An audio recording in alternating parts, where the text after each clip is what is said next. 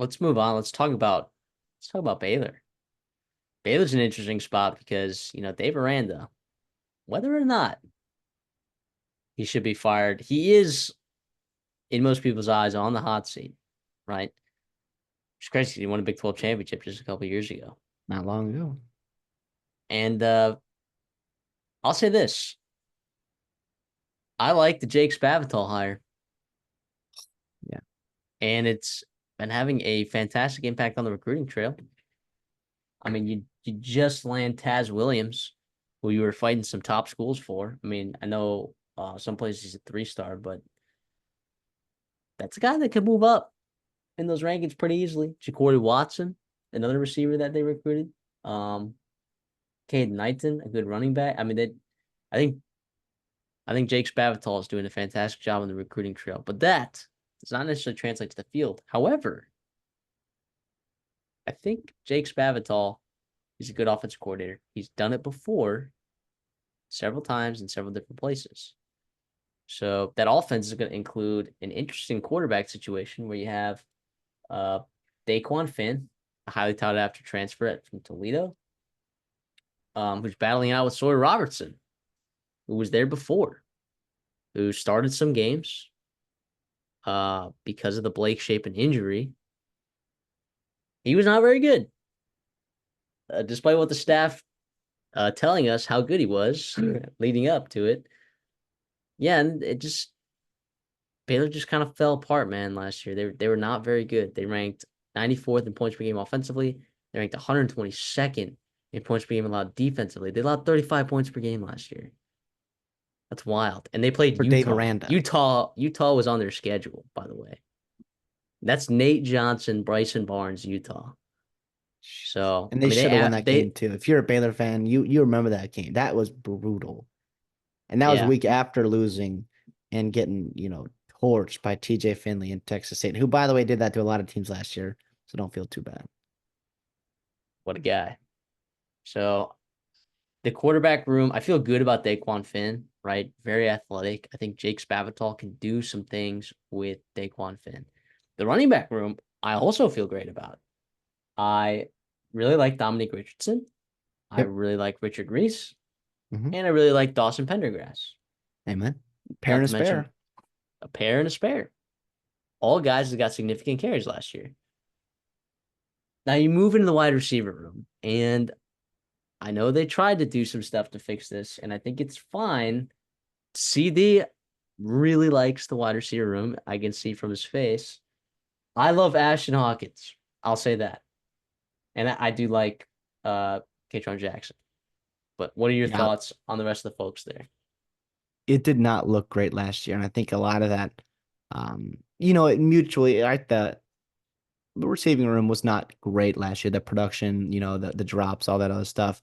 But Blake Shapen and Sawyer Robertson really struggled, right? I think you bring in Jake Spavital, you bring in Daquan Finn, who I'm presuming to be the starter. If he loses the job, that means Sawyer Robertson beat him out, and that means he took a really serious step and maybe turned back into the fall camp hero that he was a year ago. And we'll see what happens on the field. But to me, I look for this unit to take a step, right? Keaton Jackson's a guy we're like, Hal Prez is a guy I really like. I mean, you have 5 seniors in this room that all return. I guess 3 top seniors return, plus Ashton Hawkins, a guy we really love, explosive, right? GJ Kinney, a guy that Baylor saw week 1 in Texas State. And obviously, I must have liked him enough to get him in the portal. And then Jamal Bell from Nevada. We'll see what he can do as a 5th-year guy. And then Monterey Baldwin returning as a speedster, 16.4 yards per catch. I really like that. To me, this is one of the reasons why I'm optimistic on this room or on this offense, because yes, you've got the running back room we feel pretty good about. We'll see how the O-line looks. I think it'll be better this year. I think they can run the football, but I do think pushing the ball down the field, using these playmakers that they have out wide will help them develop more consistency overall as an offense. Michael Trigg. Yeah. How about that? Now, it's been a We'll while see. since we've seen Michael Trigg, We'll the see. Michael Trigg. Um, but I guess Kesley Johnson comes back and he wasn't like what third string tight end last year. But Michael Trigg's an interesting guy, and again another guy with talent and tools and whatnot in his room that's Spavital can have fun with. I want to hear your thoughts on the offensive line. So this team, I mean, they ran the ball not very well last year at all. They really did not. They lose their center, but they get pretty much all those pieces back, and then they add a couple of guys. Do you have any significant thoughts on this offensive line headed into 2024?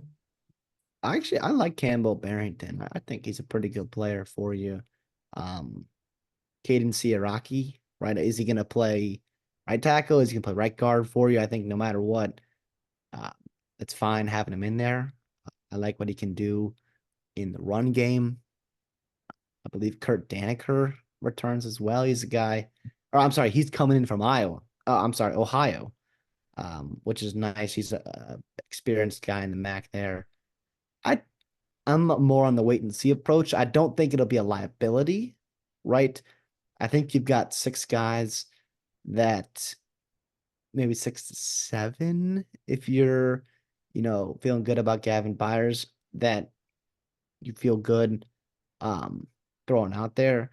But I guess we'll wait and see when it comes out. I do think it's better than it was last year, plain and simple. And I think it'll help. But I don't know how Yeah. much better. I think it's wait and see. But again, I mean, we've talked about this a little bit with Arizona and Arizona State. I mean, some of the D lines in the Big 12, I mean, they don't play UCF, right? Utah is a non-conference game, but they lose Jonah Ellis and some other guys. We'll see how much strain they have on their offense due to pressure from other teams. Speaking of defensive lines, give us the rundown. Yeah. Oh, well, Steve Linton, right? I mean, he's the transfer that's coming over, I believe from Texas Tech and Syracuse. Right. He was disappointed for Texas Tech, but maybe he'll find a fit with Dave Aranda.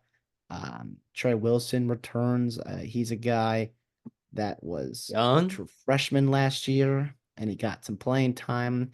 Didn't do a ton with it production wise, but again, yeah, like I said, he's a true sophomore this year. I mean, you feel pretty good about they trust him to play in year one, and maybe they take a next step in year two with a full off season under his belt. Looking interiorly, right? Was that Cooper Lands? Pretty good player. I mean, their defense struggled last year, right? In general, but I think he was one of the bright spots. I mean, what he can do defensively, for you eating some run blocks. Yeah, I see, like it's I don't know if it's like they it's wait and missed on see. some. The problem is on the offensive defensive line. There's not a lot of market. Well, sorry, the market is huge for that, right? But there's not a ton of players It's that are competitive, yeah. insanely impact players, right? So it's bits and pieces. So if you don't recruit and you kind of miss on a defensive line, like you're in a tough spot, you know? I mean, we were talking about Arizona earlier, and they know that they have a defensive line issue, so they brought in a ton of guys. Baylor didn't bring in that many guys, so does that mean that they feel pretty decent about it? Uh, I mean, they allowed 188 yards per game on the ground, so they were bottom 15 in sacks, if you want to look at the pass rushing aspect.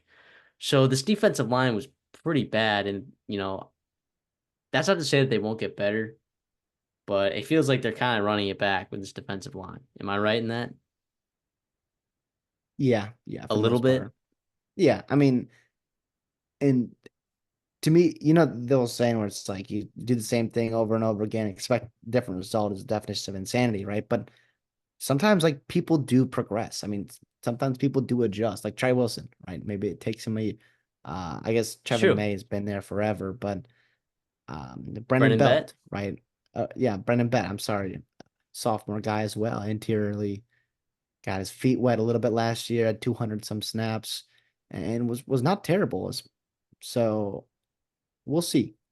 We'll see. I think you're right though in terms of not being a bright spot, something you could be concerned about. But I do think it gets a little bit better this year with the ceiling being raised just a tad.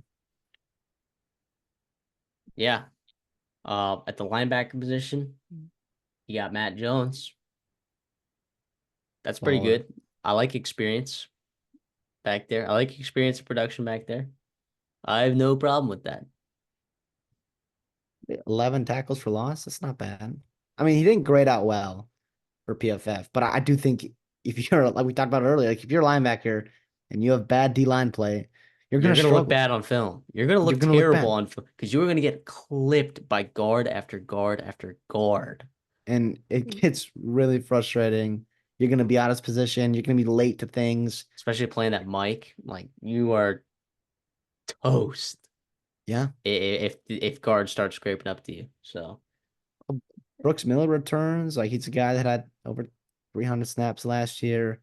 Um, so he's a senior as well, a redshirt senior as well. So you got two guys with a lot of experience in that room. So I guess maybe they can help get your D line in right spots.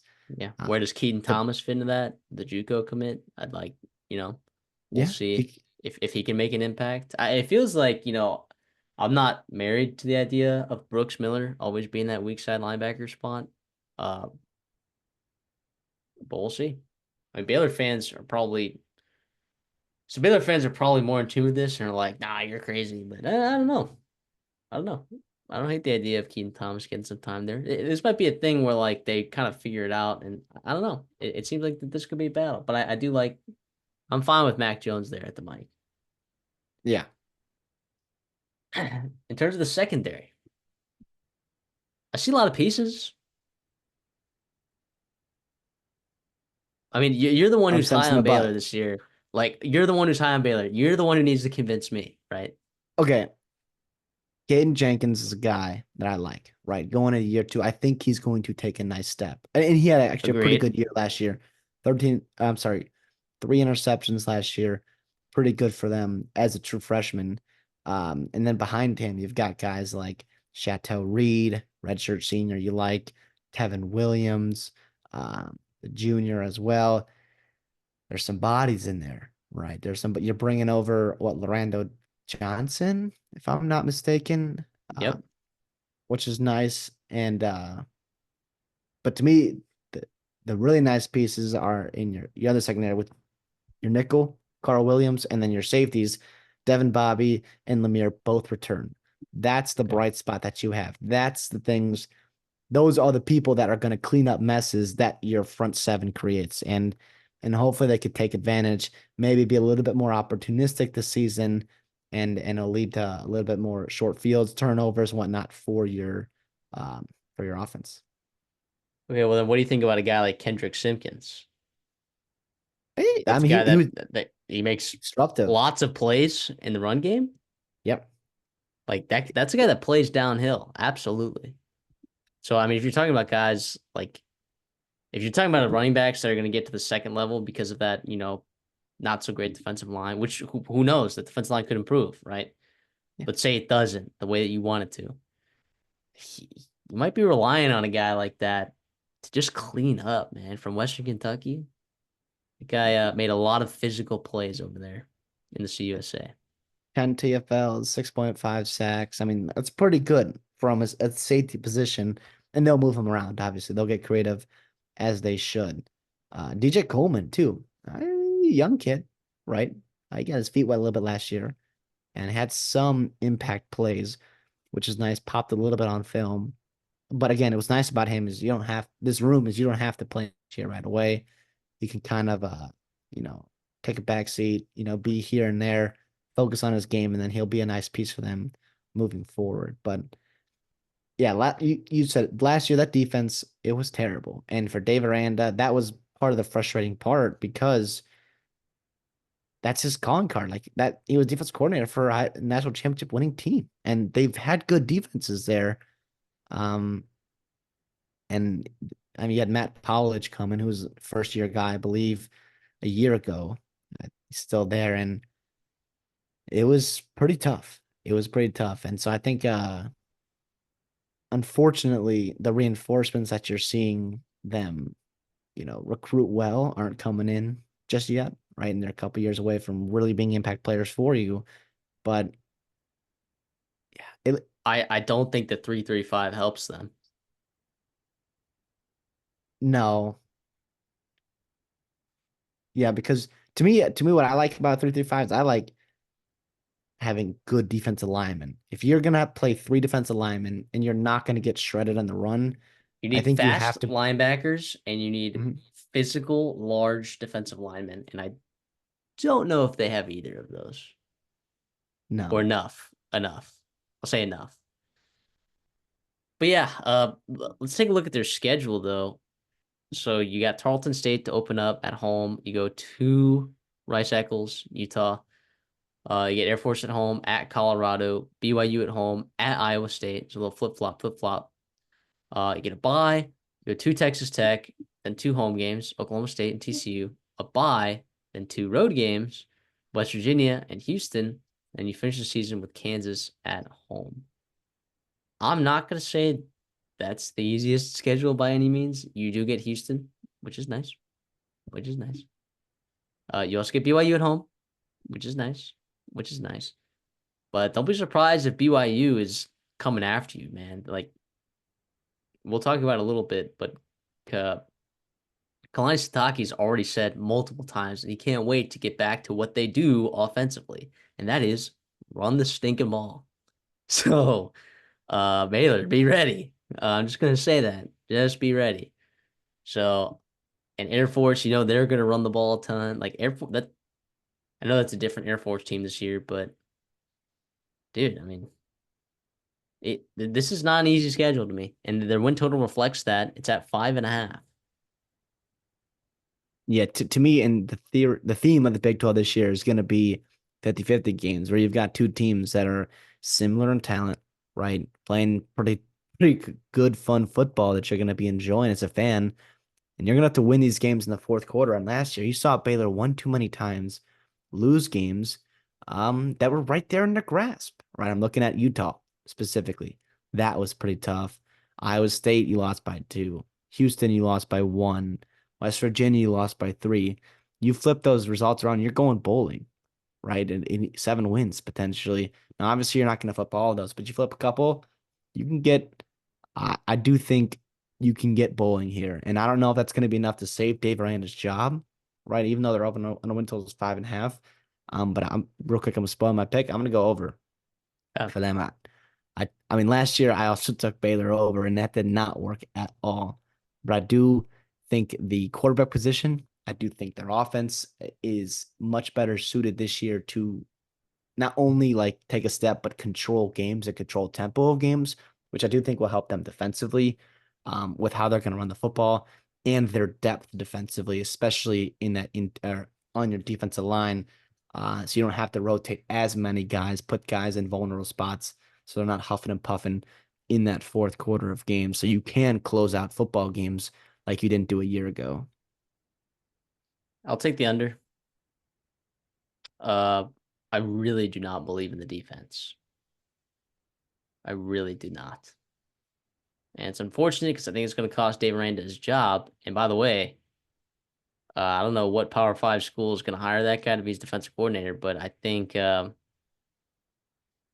be plenty of opportunity for him to be a defensive coordinator. Maybe not Power Five, but I mean, I think he should be a Power Five coordinator. That's my opinion, but we'll see. We'll see if that's the case. I think if he makes a bowl game, it should be enough because I do not think this roster is where it should be, and that's part of the knock on him, right? Is that the roster is not where it should be 5 years Stretch in, portal. Yeah.